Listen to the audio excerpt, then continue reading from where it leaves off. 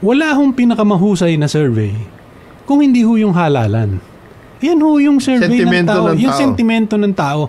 Wag ho kayong maniniwala kay Asidre. Di ba? Si Asidre, yung si Tingog. Di ba? Yung bata ni speaker. Yung kasi pag... Kasama ko yan. JC yan. Sito kasi si Asidre, ang kanyang argument, bakit nanalo 80% nung mga 85%, 90% ng mga pumirma ng impeachment? Boss, yung mga nanalo sa distrito, ibig sabihin lang no, may makinarya ka, meron kang mga personal relationship sa mga tao. At may pambigay na ayuda. May pambigay ka, ayuda. Hindi yan yung collective sentiment. Ang collective sentiment kung ano nararamdaman ng tao across the country, sa national, sa senatorya. Pero ito yun daw party list ng Tingog, yung si binabanggit ko kanina, yung si Asidre. Imbis daw komentaryo ka ng komentaryo sa kung saan-saan, bakit di mo daw ayusin yung San Juanico Bridge dyan po sa may pagitan ng Tacloban, Leyte at Samar at Leyte. Nagtatraffic daw ngayon, ang haba-haba. Hindi, kasi diba, sapagkat inaayos yun. wala man lang daw notice. Di ba, teritoryo nyo yan, Tingog? Bakit di yan naayusin nyo imbis na kung ano-ano pinagsasasabi nito si Asidre? Di ba, pakicheck naman yan, DPWH, umaangal yung mga kababayan natin dahil naglalakad raw yung mga tao sa ibabaw ng San Juanico Bridge. Diba? Dahil sa traffic, dahil inaayos. DPWH, Secretary Manny Bonoan, pakitignan nyo naman kawawa yung mga tao. Congressman Asidre, imbis na kung ano-ano inaatupag mo, yan ang tignan mo, yung serbisyo, kung saan kayo kumuha ng botong malaki. Diba? Yung Tacloban at Region 8, dyan yata sila kumuha. Ano yung Timog? Tingog. Akala ko Timog. Kasi Eastern. Eastern. Yan ho ang tignan ninyo. Yung serbisyo sa tao, lalo na ngayon tapos na eleksyon. Hindi yung pinakembot kayo ni speaker, gusto nyo sumayaw. Ay, nako. Di ba, pakitig. Pero, siguro itong last 3 years, kailangan talaga magpakita at itong administrasyon. Siyempre, naawa na ako kay BBBM, maganda yung simula. Ako nanghihinayang sa maagang bangayan. Tama. Kasi sayang yung opportunity natin. Ako, inggit ako, lagong binabanggit yung Vietnam. They seem to be doing the right things, going in the right direction para habang tayo opposite. Nauna yung bangayan. Pero ngayon, kailangan, mga binanggit kong Jonat, yung mga kailangan tutukan, pagkain. Ako yung healthcare, ako yung ayuda.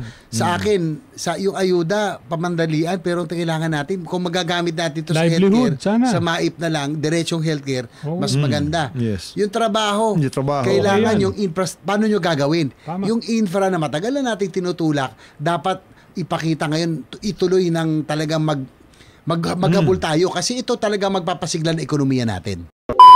At yun mga kababayan, sinupalpal po ni Ed Javier itong si Tingog Congressman na Jude Asedre. Mga kababayan, so ito po yung programa nilang executive session, kasama po dito nila si Justice Secretary Boying Rimulya at si Senator JV Ejercito. Ayan, so dito po sa executive session ng DZRH, yung kailang programa.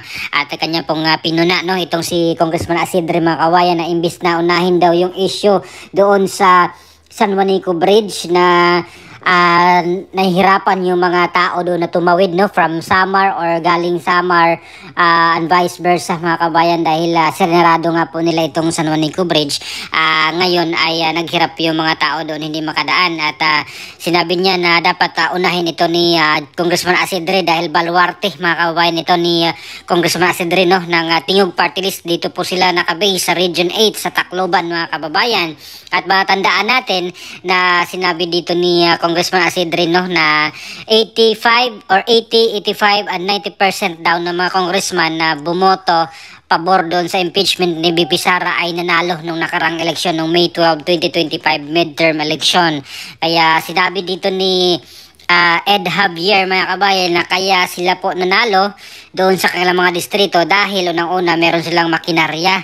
Pangalawa, meron silang personal na attachment doon sa kanilang mga constituents. At pangatlo, itong pamimigay nila ng mga ayuda, mga kabayan. Talagang matatandaan natin na bumaha yung mga AKAP, yung mga AIX, yung mga tupad ng mga congressman nung nakaraang eleksyon, mga kababayan. At hindi naman po yan sikreto kasi marami naman pong mga video dyan sa Facebook mga kabayan na talagang totoo, nagpapatotoo na dahil dyan ay nanalo yung mga congressman at sa Zamboanga nga meron nga pong nangyaring stampede mga kababayan, no? Meron pong mga casualty na mga seniors yata yun, talagang kawawa po dahil namatay po sila dahil sa pamimigay daw po ng ayuda doon sa isang hotel at nagka-stampede ay talagang naano po sila.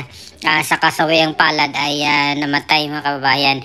At ito nga po, balik dito sa San Juanico Bridge. Ayan, sabi ni Ed Javier, no, dapat unahin po ito ni Congressman Asidre kasi baluarte nila ito. At dito na po sila kumuha ng malaking boto mga kababayan. At matatandaan natin na itong San Juanico Bridge ay sinarado mga kababayan DPWH dahil po ay hindi na daw po safe, no, sa mga dumadaan mga kababayan. Noong May 15 yata, kung hindi ako nagkakamali. After ng eleksyon ay sinarado itong San Juanico Bridge dahil nakitaan po nila ito ng depektibo mga kababayan, no?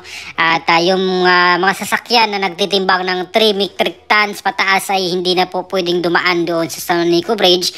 Yung mga inaalaw lang nila yung mga sasakyan na maliliit ang timbang, no, 3 tons pababa mga kababayan. Kaya yung mga bus, yung mga delivery trucks, yung mga trailer trucks ay hindi na po pwedeng dumaan doon mga kababayan.